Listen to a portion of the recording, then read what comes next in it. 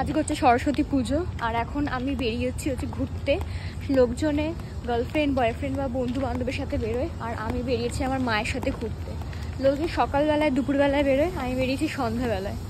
আলাদাই সব ব্যাপার স্যাপার। আমার সরস্বতী পুজোর লাইটিং করেছে। কাপল দেখলেই না আমার কীরকম একটা যেন রাগ উঠে যায় শরীরে। জানি আমার হিংসা হয়, কী করবা, হিংসা তো হবেই না। এদেরকে দেখার পর আমার আরও ফ্রাস্ট্রেটেড হয়, মানে ফ্রাস্ট্রেট হয়ে পড়ি। আমি তখন ফিল করতে পারি হ্যাঁ ভাই আমি সত্যিকারের সিঙ্গেল।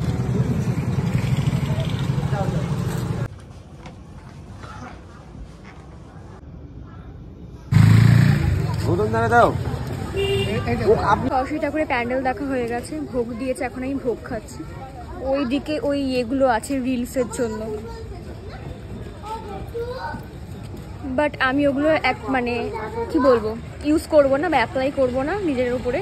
আমি ওগুলো কিছুই করতে যাচ্ছি না, কারণ আমি এত রিলস বানাই বাড়িতে, আর ভালো লাগে না এগুলো করতে।